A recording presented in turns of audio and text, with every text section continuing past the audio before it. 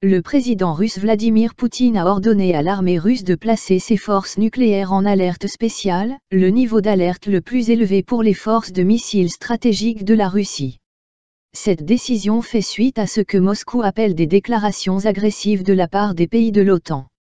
S'adressant à deux hauts responsables militaires, dont le ministre de la Défense Sergueï Shoigu, il a affirmé que les nations occidentales avaient pris des mesures inamicales à l'égard de la Russie et imposé des sanctions illégitimes.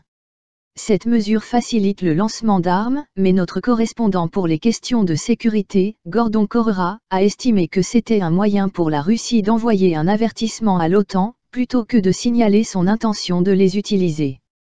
Le dirigeant russe avait déjà lancé un avertissement codé indiquant qu'il était prêt à utiliser des armes nucléaires au début de son invasion de l'Ukraine.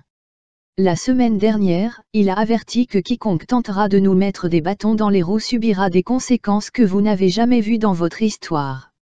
Ces mots ont été largement interprétés comme une menace d'utiliser des armes nucléaires si l'Occident se mettait en travers de son chemin. La Russie possède le plus grand stock d'armes nucléaires au monde, mais elle sait aussi que l'OTAN en possède suffisamment pour détruire la Russie si elle les utilisait.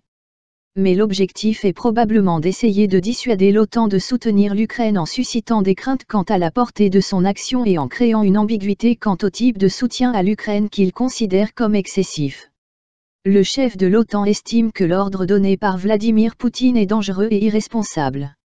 Selon Jens Stoltenberg, cet ordre s'ajoute à l'agression du dirigeant russe contre l'Ukraine. Bien sûr, lorsque vous combinez cette rhétorique avec ce qu'ils font sur le terrain en Ukraine, faire la guerre contre une nation indépendante et souveraine, mener une invasion complète de l'Ukraine, cela ajoute à la gravité de la situation, dit-il à CNN. Les États-Unis ont réagi à l'ordre du président Poutine de placer les forces nucléaires russes en état d'alerte spéciale. L'ambassadrice des États-Unis auprès des Nations Unies, Linda Thomas-Greenfield, a qualifié cette décision d'inacceptable dans une interview accordée à CBS News. Cela signifie que le président Poutine poursuit l'escalade de cette guerre d'une manière totalement inacceptable et nous devons continuer à endiguer ces actions de la manière la plus ferme possible, a-t-elle déclaré. À aucun moment la Russie n'a été menacée par l'OTAN, a déclaré Jan Psaki, porte-parole de la Maison-Blanche.